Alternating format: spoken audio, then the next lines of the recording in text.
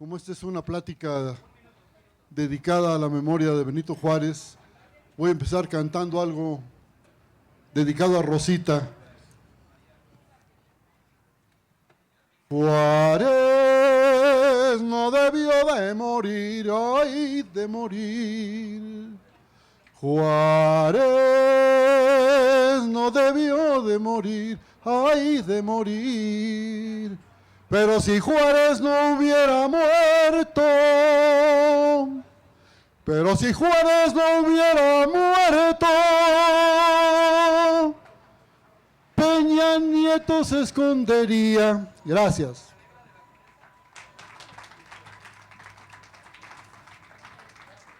Perdonen ustedes, pero lo había prometido. Yo fui a escuelas de gobierno toda la vida, como ustedes pueden notar. No había dinero en mi casa para mandarme a colegios particulares. Pero en esas escuelas de gobierno y en mi casa me enseñaron que Benito Juárez era un gigante. Porque por ahí me dijeron que era un indio, chaparrito, pero no, era un gigante. El hombre más grande del siglo XIX mexicano. Cuando uno piensa lo que era México en el siglo XIX, cuando uno tiene conciencia de lo que es México hoy, un país que se está deshaciendo en manos de narcotraficantes, de políticos ladrones, de mil desgracias que parece que a nadie le importan, es cuando surgen las grandes figuras. Y si eso es hoy en México, es el que vivimos en medio de esta desgracia, acompáñame. Si eso ocurre hoy, se llama Paco Ignacio Taibo, no sé si lo conocen.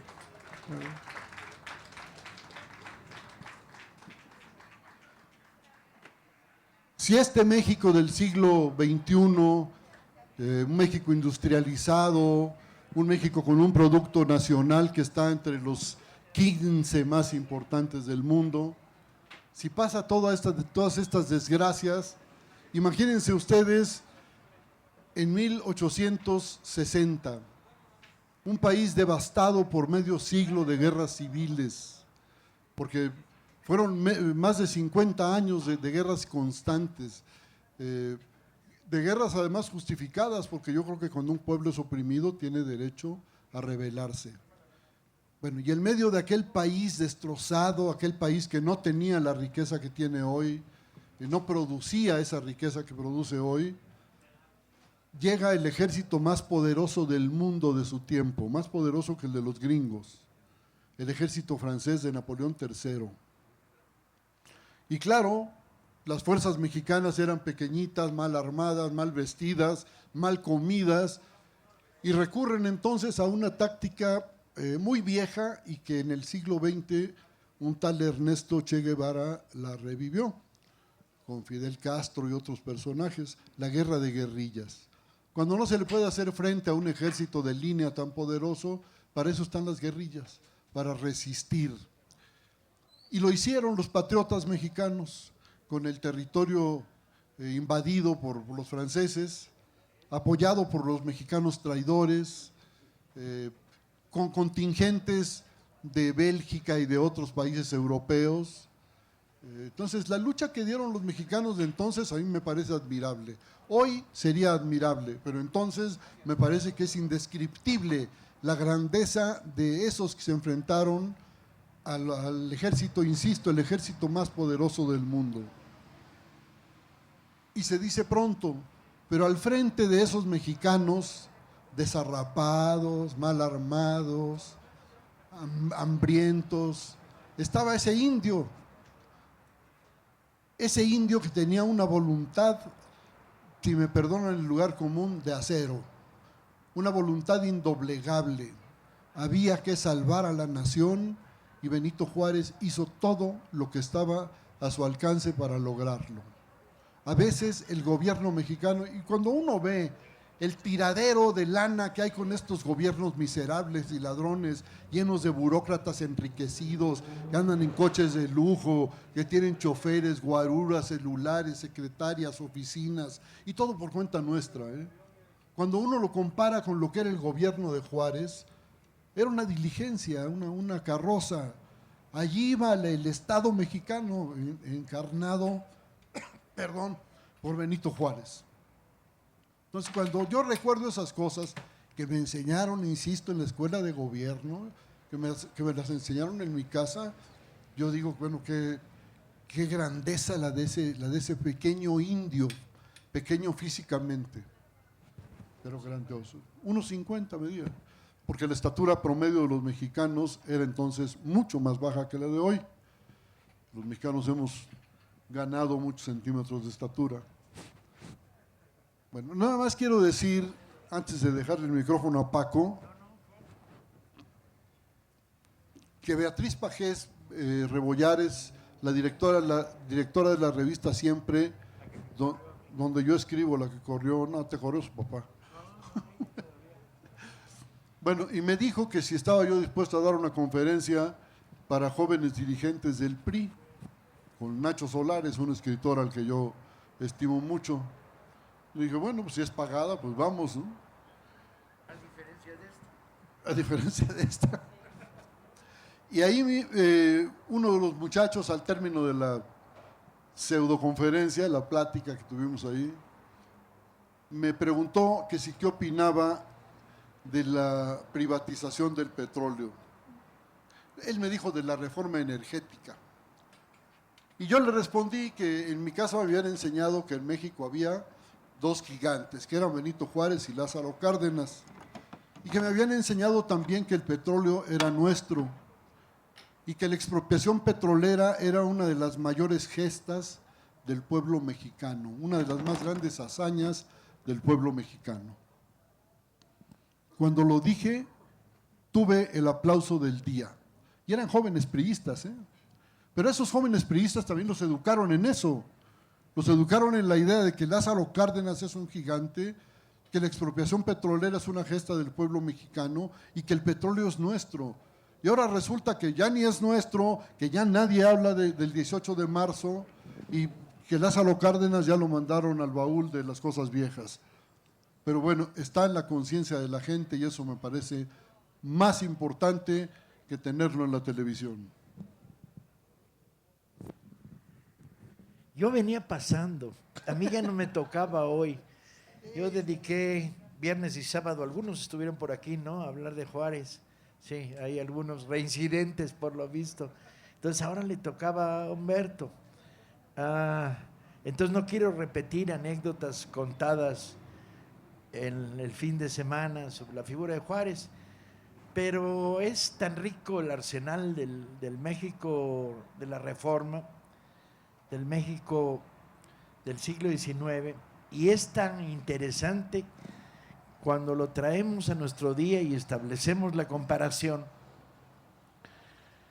que no cuesta mucho trabajo jalar del closet y traer anecdotarios sobre Juárez.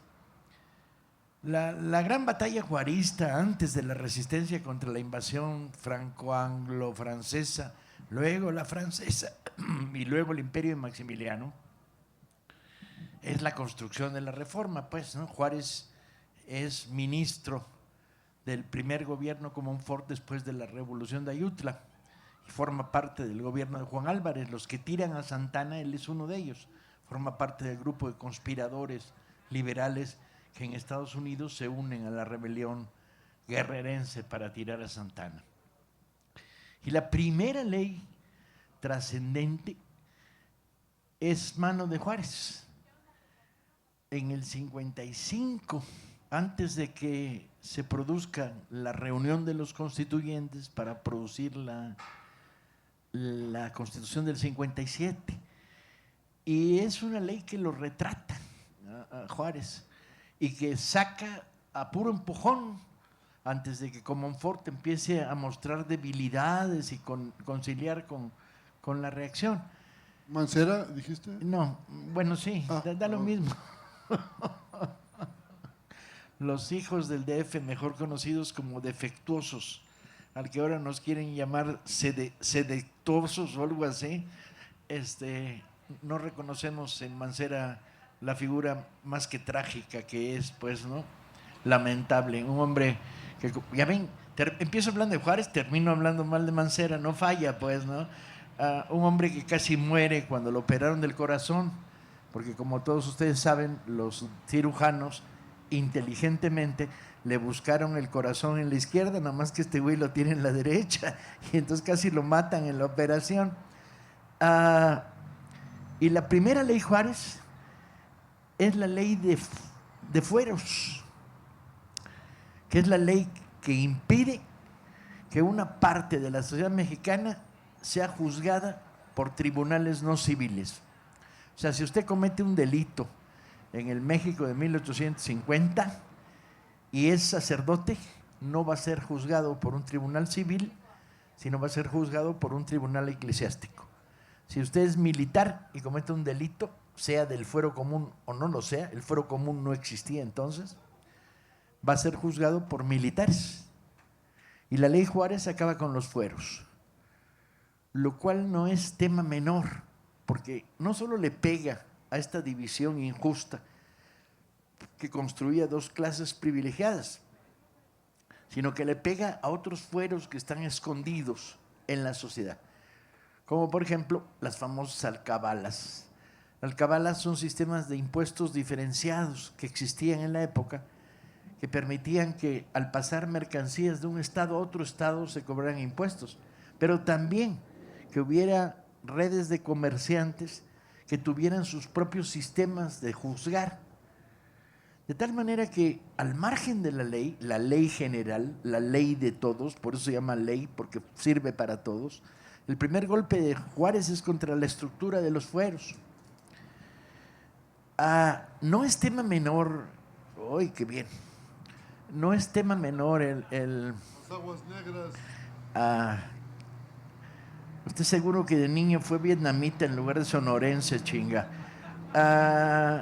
Las grandes medidas de la reforma que afectan a las tres grandes enemigos del México del siglo XIX, que eran el clero, que había construido una dictadura económica sobre la sociedad mexicana, que estaba lejos de establecer lo que se supone que una estructura religiosa debe ofrecer, que es colaborar a las relaciones entre Dios y los ciudadanos, punto. Ni siquiera más que eso, ¿no? Y que se había vuelto un poder terrenal. Y un poder terrenal de magnitudes verdaderamente asfixiantes. Repasen ustedes que si ustedes hubieran sido mexicanos de 1850, solo se podían casar por la iglesia. De tal manera que si no querían, no había reconocimiento de su condición matrimonial. Solo tenían condición de tal si la iglesia los bautizaba, porque no existía registro civil. Una de las leyes juaristas posteriores, de las leyes que se emiten en Veracruz, deja establecido el registro civil, muchas gracias, y hace que puedas registrarte como mexicano más allá de si te quieres bautizar o no te quieres bautizar. Si te morías, tenías que pasar por el clero, porque el monopolio de los panteones en todo el país era de la iglesia, propiedad de la Iglesia Católica. O sea, cobraban por enterrarte y cobraban por extender la partida de defunción. Pero estos serían temas menores, aunque no lo eran, porque ponían en manos de una estructura ajena a la sociedad y al Estado, donde nadie los elegía, donde en último caso las decisiones venían del Vaticano y no de la Ciudad de México, del Congreso. Las normativas y las leyes, las partes peores tenían que ver con esta economía que el clero había desarrollado, clero novohispánico de curas gachupines que había sobrevivido a la guerra de independencia y se había consolidado como un poder autónomo en los 30 años después de la independencia. Y pasaban cosas tan inusitadas como que el secreto de confesión se podía traducir en testimonio legal. De tal manera que si un moribundo era confesado y moría, el cura podía argumentar y tenía carácter legal que en sus últimos minutos este hombre había dicho que la mitad de sus bienes iban para el convento de las hermanitas de no sé qué, y el otro tercio, y se chingaron las 2 hijas, pues, ¿no? Y el otro tercio era una donación, y esto era argumento legal. El 85% de las rentas en la Ciudad de México se le entregaba al clero, a prestanombres del clero, que era el mayor casateniente que había en el país, que cobraba entre un 12 y un 13% anual del valor del edificio. Entonces estás hablando no de un poder religioso que tratara bajo una doctrina, una filosofía de las relaciones de los seres humanos con su Dios. Estás hablando de un poder absolutamente terrenal que controlaba vidas, momentos y haciendas. La gran mayoría de las haciendas mexicanas estaban en poder del clero. Y además, a partir de mecanismos de herencia, el proceso no disminuía, sino que se incrementaba. En la medida en que la estructura de la Iglesia Católica impide que los sacerdotes puedan heredar sus bienes, y por eso es la ley del celibato dentro de la Iglesia Católica, para que no haya acumulación personal, no tiene otra explicación racional más que esa, ¿no? Como no tienen herederos, pues no pueden acumular bienes. Los va acumulando la institución. Y la institución era una máquina de hacer dinero como no se había conocido, pero también en la medida de esta acumulación de capital era una máquina de hacer poder. Y contra ella choca la reforma, proponiendo que pase a manos del Estado todas esas estructuras, que los bienes sean repartidos y movilizados económicamente. La ley Lerdo tiene ese sentido, que las haciendas no productivas en manos del clero se distribuyan a pequeños propietarios para que pasen a ser productivas. La situación tenía esquinas que, si uno las observa, vistas al día de hoy, resultan entre ridículas y trágicas. Como por ejemplo, la institución de los conventos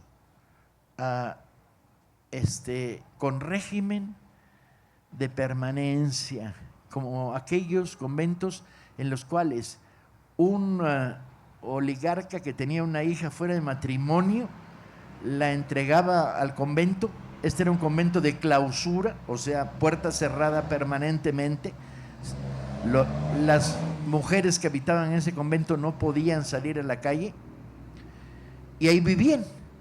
De tal manera que una niña de 3 meses entregada a un convento de clausura estaba condenada, a no ser que se escapara por alguna de las ventanas, a ser monja el resto de los días de su vida. Práctica por demás antidemocrática y terrible, ¿no? Entonces, bueno, Juárez decreta la desaparición por ilegales de los conventos de clausura. El otro gran enemigo de la reforma y del juarismo era el ejército. El ejército era un desastre. Habíamos heredado del iturbidismo, que es el verdadero ganador de la guerra de independencia, un ejército heredero del ejército colonial español que había fracasado de manera estrepitosa en la guerra de Texas, por eso perdimos Texas, que había vuelto a fracasar de manera lamentable en la guerra del 46 contra los gringos, por eso perdimos California, Arizona y Nuevo México, y que era un ejército en el cual el general se gastaba más dinero en el uniforme que en la comida de sus soldados. Un ejército no solo muy mediocre, y además construido sobre la leva. La leva era el mecanismo de reclutamiento, que es: pasabas por el bote, sacabas a los presos, los volvías soldados y te los llevabas al cuartel, ¿no? Con cero voluntad. Si querías salir del bote, firmabas. Si no, borracho estabas, firmaste y ni te enteraste que habías firmado y pasaste a ser soldado. ahí sin apenas entrenamiento. Piensen, por ejemplo, que en la Guerra de Texas, la primera vez que el batallón de San Luis dispara contra los rebeldes tejanos en el Álamo, era la primera vez que habían disparado un fusil. O sea, en el combate clave del inicio de la Guerra de Texas, dispararon por primera vez el día del combate. Entrenamiento, como comprenderán, cero. Un ejército además sin motivaciones ideológicas y políticas, que va a ser destruido por la reforma que construye un ejército de voluntarios y milicias estatales. Y el tercer gran enemigo eran los agiotistas. En México, la ausencia de bancos había construido una casta de prestamistas que venían en general de negocios comerciales, casas comerciales, convertidas en bancos de usura, que prestaban con réditos infinitamente enormes al aparato del Estado y lucraban de esto. Las historias de agiotistas en el México de los 50 son verdaderamente pasmosas. Quizá la más pasmosa es la historia de los famosos bonos Jecker, que constituyen que un suizo que tenía una casa comercial en México le da un préstamo al gobierno de Miramón durante la Guerra de Reforma, y este préstamo por 13 millones de pesos son unos bonos. Él tiene que entregarle al gobierno 13 millones de pesos, el gobierno le entrega 13 millones de los bonos Jecker, pagadores a 6 años con unos intereses. Pero, ¿qué hace Jecker? Jecker recibe los 13 millones de deuda, de bonos del gobierno, y le entrega al gobierno 600,000 pesos en billetes, $500,000 en uniformes viejos y 1,5 millones más en otros pinches bonos que ya no valían para nada, peor que papel. De tal manera que a cambio de 13 millones de deuda, Jecker se arma y entrega, digamos, 1,5 millones, cuando mucho, de dinero. Y luego reclama que esos bonos se entregaron a ciudadanos franceses. Y luego el gobierno francés lo da por bueno y se vuelve en deuda nacional. Parece que estamos hablando de la era de Peña Nieto, pero no es así. La historia tiende a repetirse de manera trágica en México, y este es el mundo de los agiotistas y los prestamistas. Si ustedes revisan la lista de los grandes agiotistas, Sánchez Navarro, Escandón, Ajurriaga, Jecker, y revisan las páginas de la revista Hola en la edición mexicana, van a descubrir lamentablemente que la mayoría de los apellidos siguen ahí.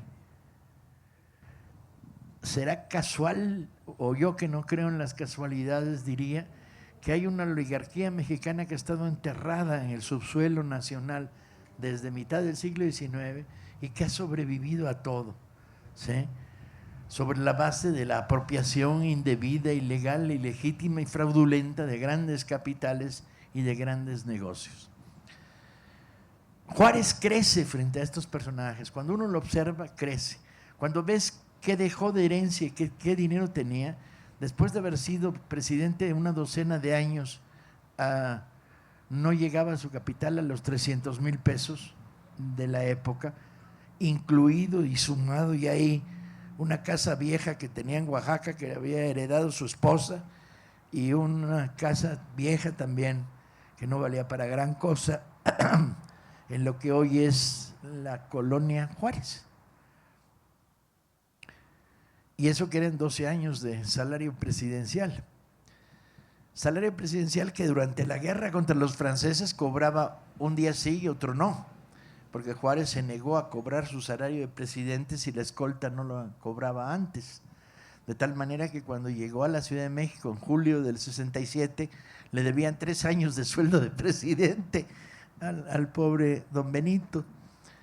Y es esta comparación ante la probidad, la idea de Melchor Campo de que los ciudadanos que están en funciones gubernamentales están al servicio de la nación, y no la inversa, que la nación está a su servicio, la que dominó y la que hace resplandeciente el juarismo. Y te toca porque era tu conferencia, yo nomás venía pasando. Me estás acompañando.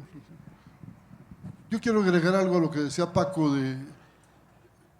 sobre esa importancia que cobra Juárez desde los años 50. La generación de la Reforma es seguramente la más brillante que ha habido en México. Bueno, Francisco Zarco, Ignacio Ramírez y Guillermo Prieto, y empiezan a contar. Es un grupo de mexicanos extraordinario, extraordinario, irrepetible, y el más brillante de todos es indudablemente Benito Juárez. Aunque yo tengo una especial admiración por Francisco Zarco como periodista, porque Zarco era el periodista que siempre decía lo que quería, ni más ni menos. Era de una precisión absoluta. Y yo creo que ese es el gran periodismo, cuando uno no se deja llevar por sus arrebatos, por sus pasiones, por sus simpatías o antipatías, y dice lo que hay que decir, lo que socialmente hay que decir, lo que le importa a la sociedad. Bueno, eso era Francisco Zarco. Pero Juárez está ahí al frente de todos ellos, y yo diría que sin esa generación que encabezó Juárez, quizás seguiríamos teniendo la religión católica como obligatoria. No hay que olvidar que en España, por ejemplo, el franquismo le dio todas las facilidades a la Iglesia Católica. Tienen una serie de ventajas de ingresos que les proporciona el Estado, que afortunadamente en México parecía que no lo tenían desde la Reforma, pero ya gracias a la labor del licenciado Peña Nieto, otra vez la Iglesia está cobrando los fueros que había perdido en el siglo XIX. Pero si uno es católico, me parece que lo menos que puede exigir es que no abusen, que no usen la religión católica para hacer su demagogia, que fue justamente lo que hicieron Peña Nieto y los políticos de otros partidos en la visita más reciente del Papa Francisco. Me parece que los mexicanos católicos no tienen por qué tolerar esa clase de ofensas a lo que muy legítimamente creen. No tienen por qué tolerar esa manipulación de su fe. Y este es el asunto con la visita del Papa. El Papa vino, por supuesto, a encontrarse con su Grey. Los católicos sabrán si les parece bien o mal lo que hace o dice el Papa. Pero lo que hace o dice el presidente de la República, que está obligado a actuar con respeto por todas las religiones, empezando por la religión católica, que es la mayoritaria, y que pisotea de esta manera la Constitución y las leyes, hincándose ante el poder religioso, participando de todas sus ceremonias, estando en primera fila. ¿Por qué? Porque quiere ganar prestigio entre los creyentes auténticos, los católicos genuinos, como diciendo: yo soy un creyente y soy un católico sincero. Yo quisiera ver si en su vida cotidiana es precisamente un buen católico. Uno de los grandes éxitos de la generación de la Reforma y de Benito Juárez es que hoy podemos creer en lo que se nos pegue la gana o en nada, si esa es nuestra convicción. Podemos ser cristianos de diferentes denominaciones, no solo católicos, podemos pertenecer a una u otra religión cristiana, podemos ser budistas, podemos ser shintoístas, ateos, en fin, pertenecer al Islam. Tenemos esa libertad. Esa libertad efectivamente nos la dio la generación de la Reforma, pero yo sí quiero insistir en que la ganaron los mexicanos, que eran en su mayoría católicos, y lo siguen siendo. Ese pueblo mexicano católico ganó la libertad religiosa para todos, y a mí me parece que eso hay que reconocerlo con toda humildad y declarar nuestro respeto por esos mexicanos que se jugaron la vida para darnos libertad religiosa. En la vida de Juárez hay una gran cantidad de anécdotas, pero me interesa mucho esta que destaca Paco, sobre la honradez personal de Benito Juárez, un hombre incapaz de tomar un centavo que no le correspondiera, igual que otros próceres de la Reforma. Hay por ahí algunas historias. Ese maestro se porta bien, no se va a ir, Hay algunas historias de cómo el Guillermo Prieto, por ejemplo, el ministro de Hacienda, toma prestado para su tranvía porque no tenía dinero.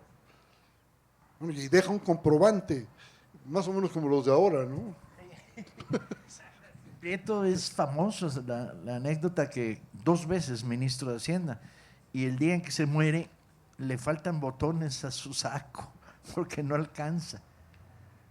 Ah, en buena lógica, piensen a los ministros de Hacienda de este país o de Economía de los últimos 20, 30 años, piensen que fueron enterrados con un saco al que le faltaban botones porque no tenían dinero para pagárselos.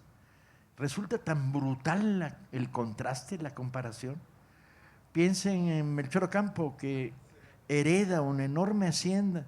Él es hijo ilegítimo de una hacendada, de un desliz de una hacendada, y que lo que hacen cuando tiene razón de ser es dividir su hacienda y dársela a los peones la mitad, quedarse con 1/3, manejarlo, hacer en la hacienda un asilo.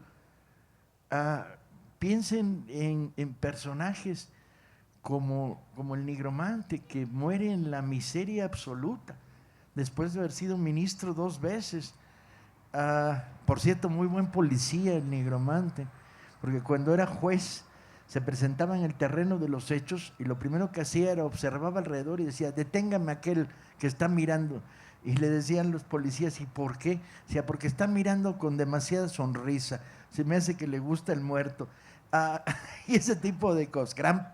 Grandes poetas todos ellos, grandes lectores de poesía, casi todos ellos escritores y articulistas, militares improvisados de la calidad de González Ortega, Zaragoza, Leandro Valle, el general más guapo de la Reforma, todos ellos surgidos de las milicias, elegidos por las milicias para su inicial cargo militar, aunque luego van sumando ascensos tanto en la guerra de Reforma como en la resistencia contra el imperio. Y es una generación notable. Si uno toma los 100 personajes de la Reforma, bueno, aquí están los 100 grandes reformistas, vas a descubrir cosas muy raras. Primero, no eran chilangos, eran todos de las ciudades pequeñas de provincia, excepto 4 de ellos, que son Valle, el Nigromante. Todos los demás nacen en pequeñas ciudades de provincia. O sea, son las clases medias ilustradas que hacen la resistencia en el mundo periférico, no en la Ciudad de México, y construyen el proyecto liberal de hacia afuera hacia el centro. Segundo, son extraordinariamente jóvenes. La edad de los generales que derrotan a Maximiliano en Querétaro y a los imperiales, los 8 grandes generales que están ahí, Escobedo, Corona, Riva Palacio, el promedio de edad es 35 años. Tercero, fenómeno sorprendente también, todos mueren pobres. Estamos en México. Yo sé que cuando uno cuenta estas historias en Australia, a los australianos no les debe parecer fundamental, pero para mí, que soy mexicano, cuando alguien dice los 100 hombres que rigieron este país, gobernadores, ministros, presidentes, murieron pobres. Es que todavía no se inventaba el PRI. Eso vino después. Pero resulta terrible y por espejo resulta brutal. Brutal como imagen que refleja el país. Y es la mejor respuesta a la famosa tesis envenenada que se difunde de una manera brutal en la época de Alemán y luego se vuelve a difundir en la época de Salinas, de que la corrupción somos todos. Que es una manera de crear complicidad, ¿no? O sea, yo soy corrupto desde el poder, pero ustedes también son corruptos y eso no me justifica, ¿no? Eso me avala. Esta idea de que los mexicanos somos por esencia corruptos, la Reforma la desmiente de una manera brutal. Los que aquí estamos no somos corruptos, chinga. 90% de los mexicanos no participan de las artes de la corrupción y de los métodos turbios. Y el espejo de la Reforma tiene la virtud de que es electroshock. Dice: no, espérame, vean esto, comparen, contrasten, ¿no? Chava, Déjalo, Chava. porque si se tropieza con la máquina, es que si se tropieza con va a la ser un máquina va a ser desastre más usted. grave. Y entonces, estas condiciones, juventud, provincianismo, y casi todos ellos eran católicos. Curioso, porque se nos ha inculcado la idea de que la reforma está hecha por beligerantes ateos. Y no hay tal. Bueno, ateo Ramírez, el nigromante, que era muy ateo. Ateo Leandro Valle, muy posiblemente Zarco, aunque iba de vez en cuando, si no a la iglesia, sí practicaba la frase. La Constitución de 57 se firmó con una Biblia, hombre. Todos ellos, Juárez, Guillermo Prieto, González Ortega, Riva Palacio, eran católicos. Ahora, eran católicos a su manera de ser, a la manera de Hidalgo, de leamos la Biblia críticamente, de a Dios lo que es de Dios y al César lo que es del César. Lo que no queremos es la intromisión del clero en la vida social, el poder y el control de una institución oculta, extraña, siniestra, que agrede y controla la vida nacional. Estas condiciones, bueno, la quinta condición es que estaban locos para la madre, ¿eh? Son fascinantemente locos. Sus hazañas, sus arrebatos, que a lo largo de la historia de los 14 años que se produce el fenómeno liberal, desde el 53 hasta el 67, son notables, y el anecdotario es de una riqueza fascinante. Te da una idea de por qué tenemos que volver a mirar hacia el pasado y hacerlo nuestro. A la malvada pregunta de quién es la historia, solo hay una respuesta posible. La historia es de los pueblos. Porque si no, la historia es de los gobiernos o la historia es de los especialistas. Y ambas son dos maneras de disfrazar la esencia del fenómeno histórico. El fenómeno histórico es pasado que se vuelve presente en la medida en que lo hacemos nuestro, que se vuelve una visión de futuro. Somos los que somos para ser los que queremos ser, porque venimos de donde venimos. Y cuando los mexicanos protestamos, nos organizamos, luchamos, salimos a la calle, no marchamos solos, marchamos con la generación de la Reforma, ¿no? El otro día en una manifestación descubrí que la estatua de Méndez, que está aquí adelante,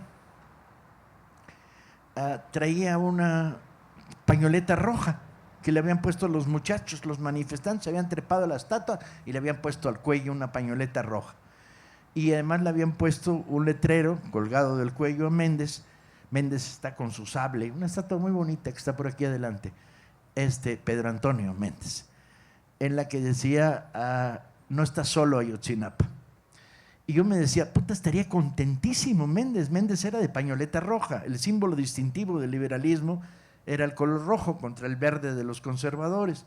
Y se hubiera puesto bien feliz de que 150 años después de muerto, Méndez fue el guerrillero más chingón que dio la historia de México, trajo loco a los franceses en la zona de Tamaulipas, se hubiera puesto bien contento de que le colgaran. Lamentablemente tengo la sensación de que los muchachos que le pusieron la pañoleta y que le pusieron el letrero no lo sabían, no sabían quién era Méndez.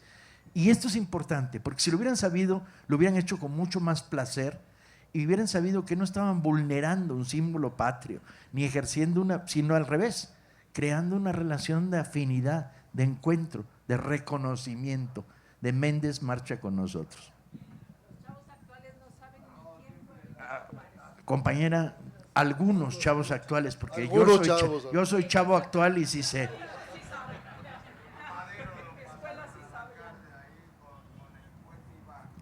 A ese maestro no podría.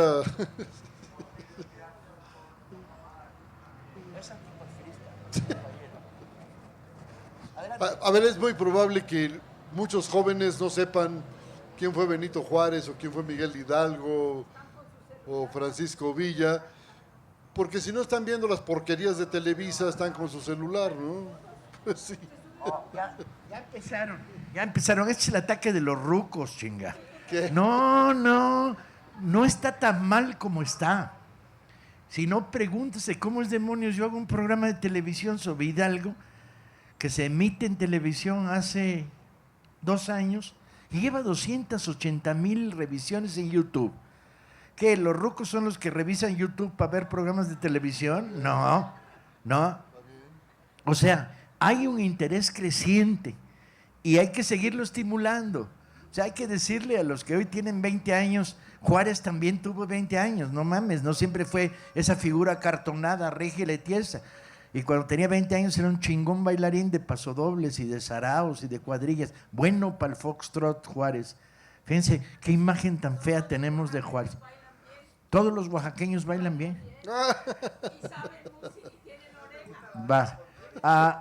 Aceptemos la teoría de la compañera de que todos los oaxaqueños bailan bien. Juárez, desde luego.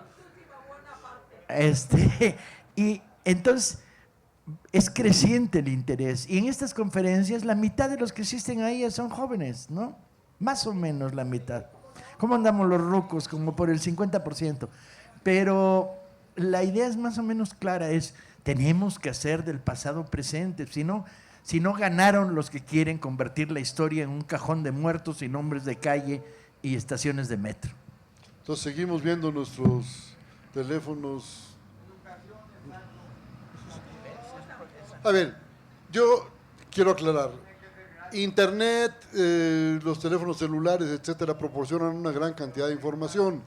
Y la información también tiene un valor importantísimo, determinante. El asunto está en que, por ejemplo, la más rica información que ofrece Internet no sustituye una buena lectura del Quijote, por ejemplo, ¿no? Entonces, creo que a cada cosa hay que darle su lugar. Ni nos opongamos a que se busquen respuestas en Internet, pero promovamos la lectura, ¿no? Pero no, también promovan los libros que estamos regalándoles todos los días en este tianguis. ¿Hoy qué toca? ¿Qué regalamos hoy? ¿Nada? No, es cierto, el viernes regalamos el de Benito Juárez de Salmerón. Pues porque se habrá ido temprano. ¿No queda ninguno de Juárez? No queda ninguno de Juárez, ¿se acabaron?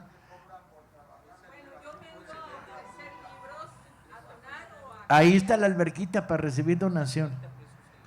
Pero vamos a tener una oferta. Tenemos el libro de Musacchio sobre Granados Chapa a 30 pesos hoy. Entonces va de oferta. Que no es para mí, es para la brigada. No es para mí. Pero les decía que los libros que regalamos los pueden bajar gratis. Y es sorprendente la cantidad de ejemplares que se han bajado gratis por aquí y por allá. Hemos regalado 1 millón de libros, pero han bajado cerca de 120,000 en la red. Entonces, si hubiéramos tenido celulares y la red en el 68, le hubiéramos puesto Díaz Ordaz. Ojalá. Sin ellos pudimos hacer lo que hicimos. Humberto era miembro del Comité de Huelga de Economía y yo era miembro. A Durazo también nos lo hubiéramos chingado. Yo era miembro del Comité de Huelga de Ciencias Políticas en el 68, estamos hermanados desde entonces. Y está bien la proliferación de métodos de información, difusión. Hoy esta sociedad tiene más capacidad de resistir en términos informativos a la avalancha que nos baja desde el poder gracias a los métodos alternativos. Está toda madre. Lo que ocurre es que no hay que enfrentarlos como contradictorios. El rollo de apaga la tele, lee un libro, pues está toda madre. Pero el rollo de cuando en la tele ponen una buena película, vela y abre un libro también.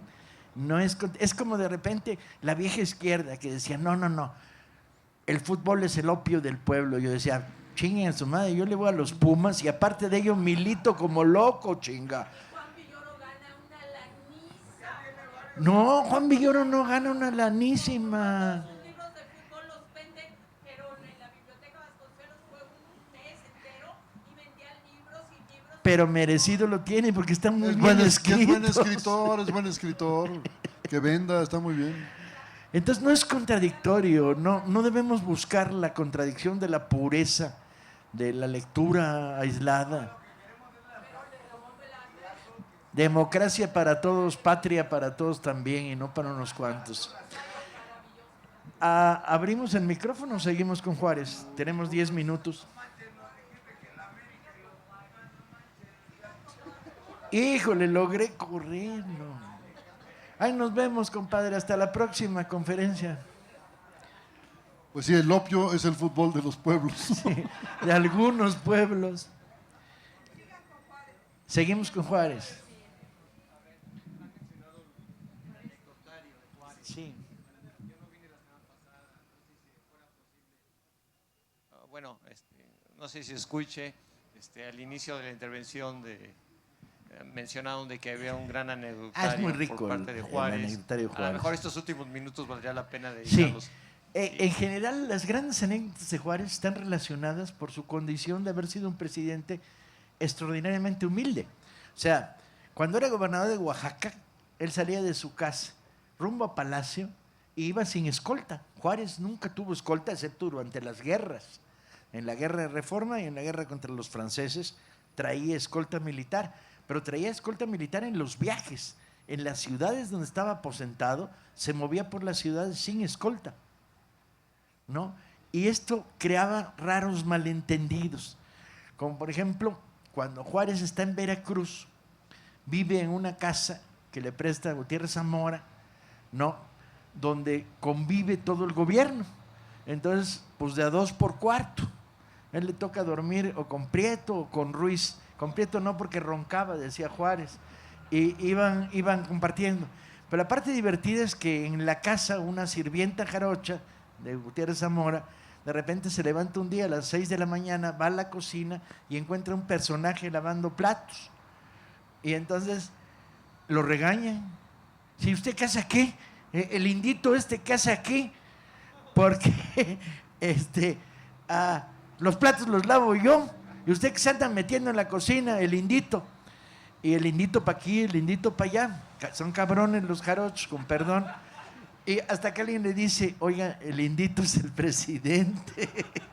Hay otra anécdota que me parece que muestra a Benito Juárez en toda su estatura, por decirlo así.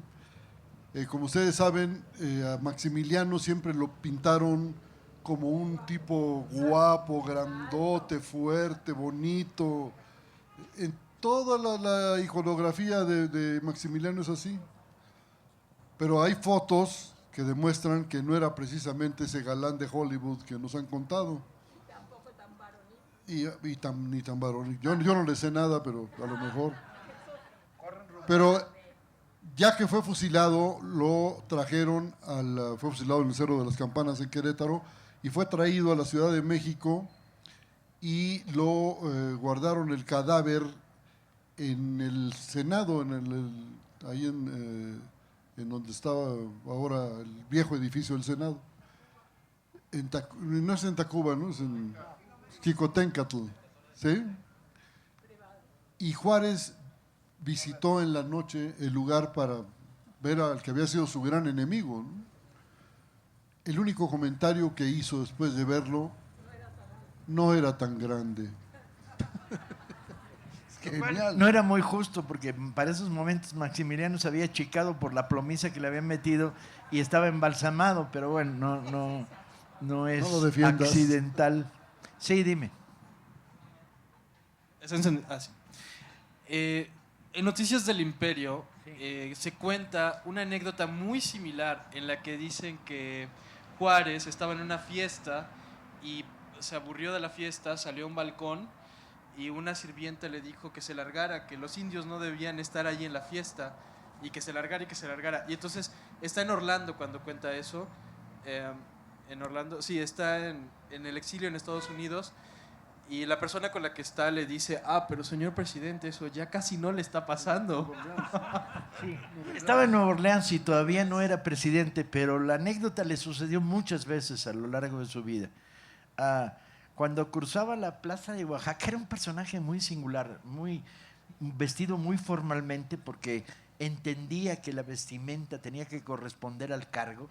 Se vestía como empresario de pompas fúnebres, chinga. Es que el hábito se hace al monje, ¿no? Para desgracia, yo jamás vestiría así, y eso que soy juarista. No tengo tacuche porque decidí no tenerlo, porque yo como Luis Villoro gano un chingo de dinero vendiendo libros. La cosa es así. cuando cruzaba la plaza de Oaxaca rumbo a Palacio de Gobierno, la gente ponía en hora su reloj. O sea, decía, son 8 para las 8. ¿Por qué son 8 para las 8? Es que ahí va pasando Benito. ¿Sí? Te da un retrato del personaje, ¿no? De esta rigidez aparente. Sin embargo, era un gran fumador de puros y un bebedor de anisado potente. Se acostumbró a fumar puros cuando fue obrero que liaba puros en Nueva Orleans para vivir, en el exilio de los años 50. Pero los anecdotarios juaristas tienen la gracia esa de la figura presidencial. Los liberales tienen un defecto desde mi punto de vista. Inventaron la ceremonia cívica. La ceremonia cívica es un castigo de los mexicanos.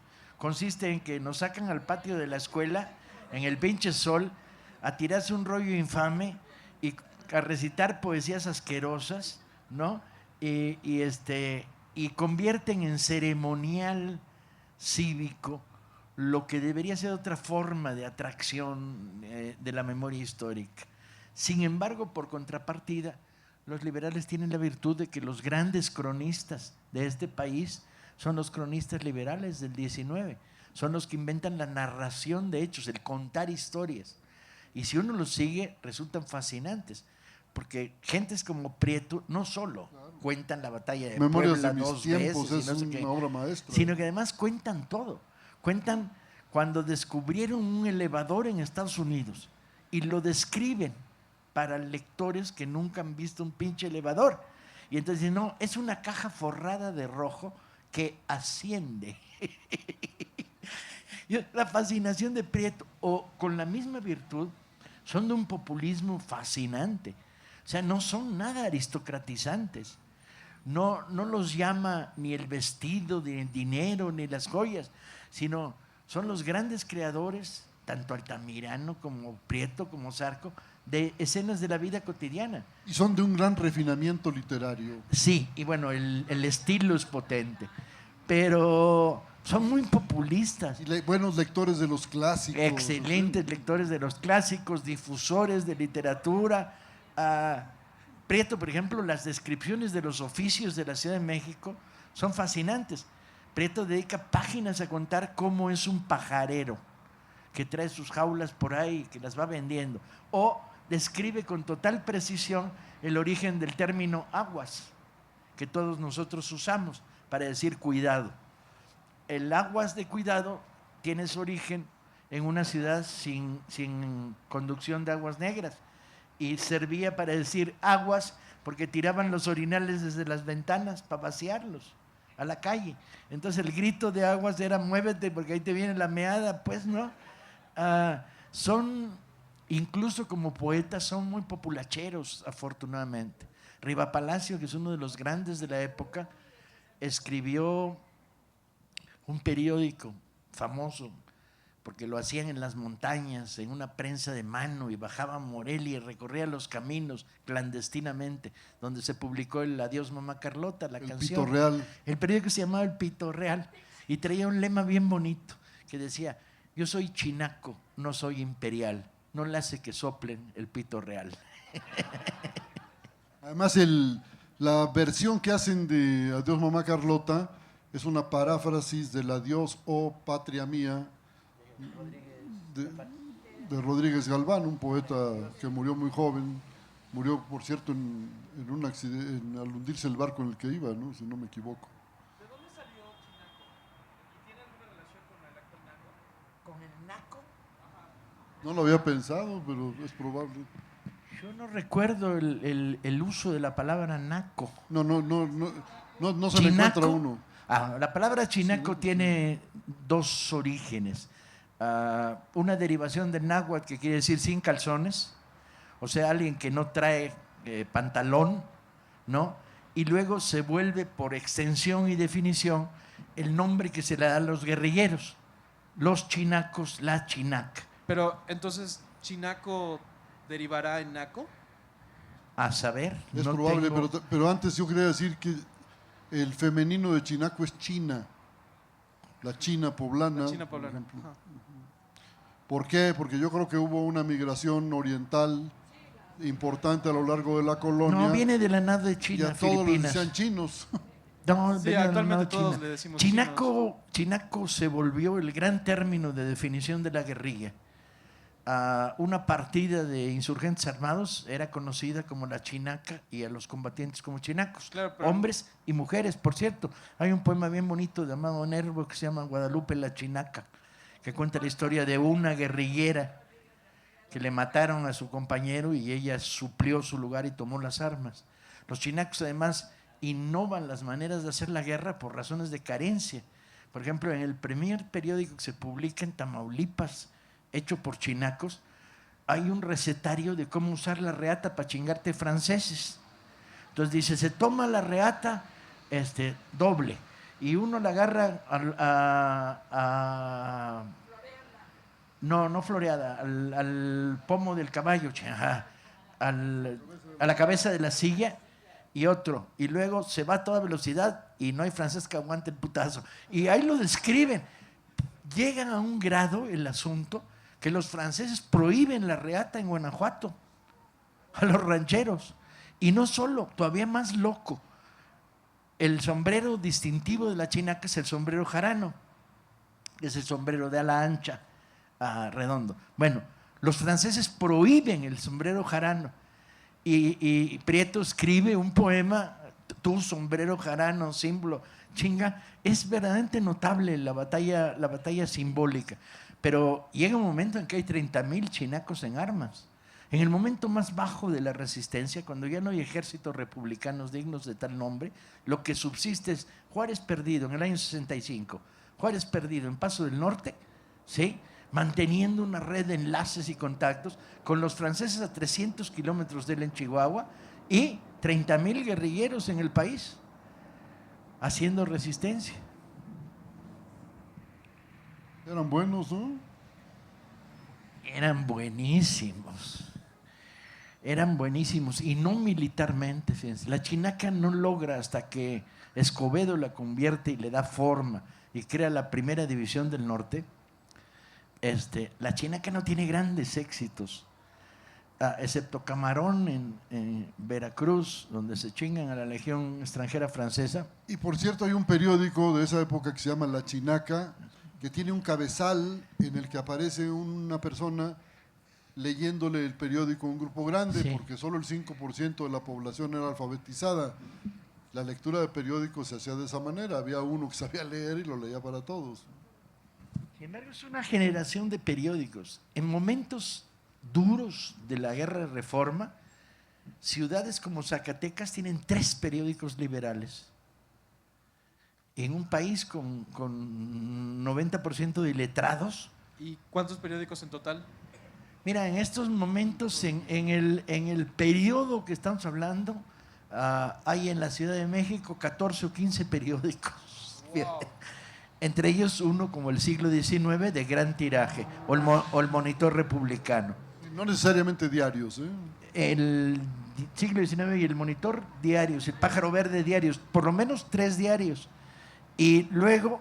Que por cierto, el Pájaro Verde decían que el nombre era también un anagrama de Arde Plebe Arde, porque era un periódico de derecha. Sí, de ultraderecha. Llamado el Pájaro Verde porque el símbolo de los conservadores era el verde. De hecho, durante mucho tiempo la batalla simbólica que se libra en la Ciudad de México en los 60 es muy fuerte. Las mujeres usaban moño rojo o moño verde dependiendo de si eran liberales o conservadoras. Y el lazo de los zapatos era un lazo verde, un lazo rojo. Con el imperio de Maximiliano se impone el verde en la Ciudad de México y el rojo en las ciudades liberales de Por provincia. cierto, ahora el PRI es el que usa el rojo, ¿no? Para Sí, mayor pero vergüenza. estos güeyes son de nuestra travestis, no historia. hay mucha Son bronca. travestis. No, pero el rojo, que era, a los liberales los llamaban rojos. Rojos o puros. Y a los comunistas también. Y a los comunistas también los llamaban rojos. Y ahora el PRI ya expropió el color rojo, güey. Chinga. Ya no hay decencia. Ya no hay decencia. Y ni usar el color verde actualmente. No, Dios mío, qué horror. ¿Quién usa el verde simbólicamente? El en verde México? El ecologista. Partido Verde Ecologista. Imagínate, Se vaya muy a la imagínate. chingada. Que no es Esos partido, güeyes, ni es lo verde, ni único es que tienen, ecologista, ni es ¿eh? partido, ni es verde, ni es ecologista. Usan el verde por la baja calidad de la mota que fuman, pues, ¿no?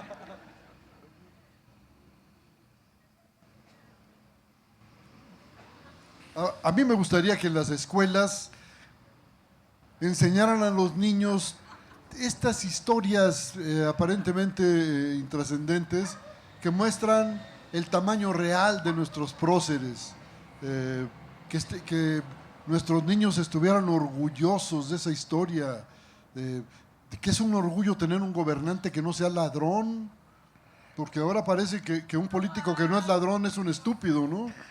Hay esa idea. Pues no, yo creo que no. No, si hay, como no. Por ahí anda un priista. Nosotros, chinga. Yo hago política todos los días y no he robado jamás un centavo. No, gobernante, todavía no. Todavía no. Bueno, Algún es- día les vamos a dar un susto y les vamos a quitar el poder y vamos a mandar a esta bola de rateros a las Islas Marías y vamos a repoblar las Islas Marías de tiburones. Bueno, es que un Y problema. no mandaremos el Baster, no vaya a ser que se los coma.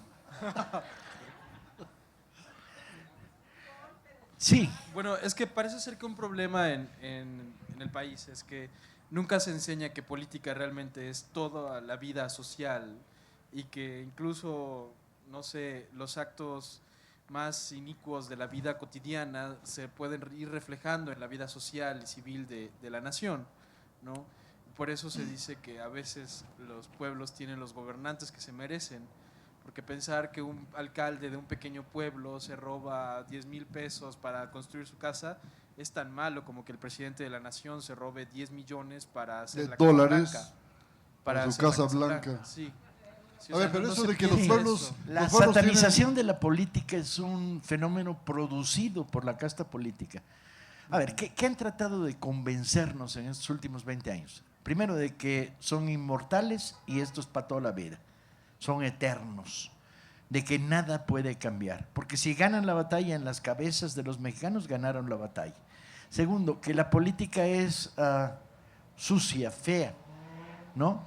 Todos somos iguales. Porque la lógica de todos somos iguales es muy perversa. Es, si todos somos iguales, ¿para qué buscamos el cambio? Van a llegar otros iguales a los iguales, ¿no?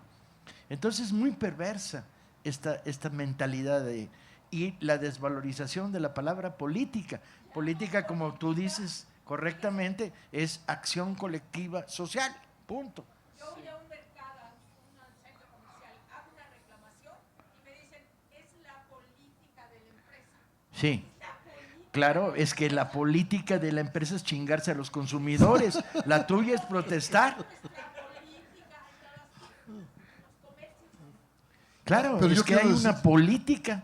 Quiero decir La algo. política del poder es una serie de reglas para chingarse a los ciudadanos, pues. Pues sí, si te dejas. A ver, esto de que los pueblos tienen los gobiernos que se merecen, yo creo que es inaceptable, perdón, tener un presidente como Peña Nieto, un gobernante de la Ciudad de México como Mancera. Este pueblo que ha dado grandes luchas, grandes peleas, estamos refiriéndonos a la generación de los liberales, que dieron la pelea en las condiciones más desventajosas que uno se pueda imaginar, infinitamente más desventajosas que las de hoy, y ganaron, porque ahí me dicen, no, es que los franceses se fueron porque fíjense que tenían tareas allá en Europa muy urgentes que atender, no, se fueron porque los echamos a patadas, y se quedaron un siglo más en Vietnam y en Argelia. Entonces, no se fueron porque quisieron, ¿eh? No se fueron porque quisieron. Ganaron gracias a la papa malanga. Bueno, y este pueblo no se merece esos gobiernos. Un pueblo que da las luchas que ha dado el pueblo mexicano, no se merece un gobierno como estos miserables, ¿no? Yo quiero hacer una pregunta. ¿Cómo es posible que haya tantos buenos periodistas, escritores, que diariamente señalan los hechos delictivos de los gobernantes? Diario. Y no sirve, como que si no sirviera de nada, como que hay que hacer algo porque ni los veo ni los oigo. Escribimos, protestamos, tenemos que hacer otra cosa. no sé qué es. Pero no te desesperes. Claro que me desespero. Los si movimientos, es pandemia. los movimientos sociales no se crean Del día para otro. porque alguien dice hay mucha injusticia, por favor levántense en armas, como dijo Panchito Madero el 20 de noviembre a las 6 de la tarde. No, así no son las cosas. Hay una acumulación de inconformidad, una acumulación de fuerzas, de organización, y cuando eso está más o menos maduro es cuando brinca. No ha madurado, se ha tardado mucho. Bueno, es que el costo de los levantamientos populares es muy alto. Y vaya que en México, 500 asesinados en el sexenio de Echeverría. ¿Cuántos por Díaz Ordaz nada más en Tlatelolco? ¿Y cuántos por López Mateos en la represión ferrocarrilera? Y vamos echando cuentas. Yo creo que el pueblo es sabio, ¿eh? ¿Sabe qué? Si yo pensara que escribir es inútil, no escribiría. Y sin embargo pienso que escribir es extraordinariamente útil. Y lo pienso no solo a favor de una relación con ustedes y con los lectores que leen lo que yo escribo, sino lo pienso desde la perspectiva personal. Cómo me formé como un militante de hierro que no se va a pandear jamás, chinga. ¿Sí? Me formé leyendo, me formé con las ideas. Son las ideas las que construyen la columna vertebral de acero que los pueblos tienen en un determinado momento de su historia. La primera gran batalla es una batalla de ideas. Y a esa, la denuncia, la palabra escrita, la información, está contribuyendo continuamente, construyendo una visión. Somos quienes somos a partir de cómo estamos informados. Es cierto, hay urgencia, urge un cambio profundo en esta sociedad. Encontrar el momento de la coyuntura va a tener una respuesta social y no personal. No es cuando yo quiera o cuando ya me declare harto. Por más que me gustaría la idea de decir cuando yo quiera, cuando me declare alto, sí.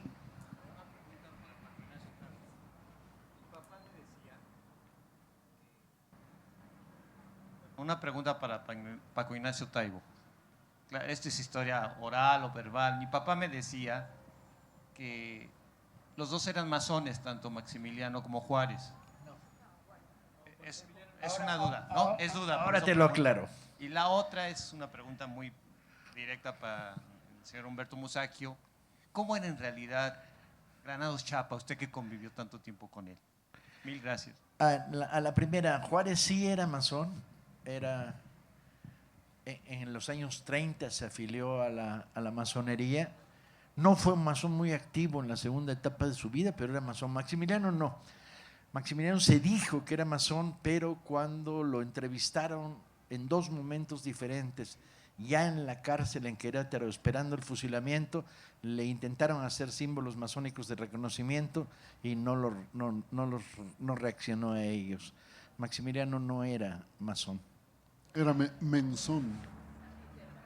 Bueno, lo de Granados Chapa no es el tema de hoy, pero quiero decir que él era profundamente juarista, ¿eh? Un hombre que era incapaz de tomar un centavo que no fuera de él, que no se hubiera ganado, que podía darse el lujo de comer en un buen lugar, si era el caso. Pero si un político se atrevía a mandarle una botella para quedar bien con él, que eso es lo que acostumbran cuando se encuentran a un personaje en un buen restaurante, le mandan una botella de buen vino, como diciendo, aquí estoy, papá, ¿no? Habla bien de mí cuando escribas. Bueno, Miguel Ángel la regresaba indignado. Él no aceptaba. Hay una anécdota famosa de un señor que fue presidente del PRI, hijo del general Marcelino García Barragán. ¿Cómo se llama? García Paniagua. Una vez le preguntó a Miguel Ángel si le gustaba el cine, etcétera. Miguel Ángel dijo que sí. Y la película tal, no la he visto, dijo Miguel Ángel, por decir algo. Pues se la voy a mandar. No, yo voy a ir al cine. Bueno, al día siguiente llega a su casa, sus hijos estaban felices porque había una gran televisión. Porque le dijo, la puede ver en su casa en la televisión. No tengo televisión. Bueno, con la casetera. No tengo casetera, no tengo nada. No era cierto, pues sí tenía, pero no tenía casetera, eso era cierto. Y al día siguiente llega a su casa y se encuentra con que ya había una gran televisión, una casetera y la película que le había prometido García Paniagua. Los hijos estaban felices, estaban chamacos, pues iban a tener en la casa una casetera, era la novedad tecnológica del momento. Miguel Ángel, indignado, agarró la televisión, la casetera y el disco, lo subió a su coche, pero la televisión no cupo, era demasiado grande. Entonces, indignado, le habló a García Paniagua, le dijo, hágame el favor de enviar por estos aparatos, no se los puedo llevar porque no caben en mi coche, traía un bochito, que siempre andaba lleno de periódicos, por cierto. Y tuvo García Paniagua que mandar por sus regalos. Bueno, ese era el tamaño de Granados Chapa. Y yo quiero ver que haya mucha gente así, ¿eh? Le gustaban mucho los conciertos de la Filarmónica de la Universidad. Sí. No, un gran periodista, mi hermano querido. Bien, pues muchas gracias. Esto es para leer en libertad. Seguimos con el tianguis. Humberto va a estar firmando libros en aquella esquina. Los que quieran comprar su libro va a estar en precio de promoción a 30 pesos. ¿Algo más, Alicia? No.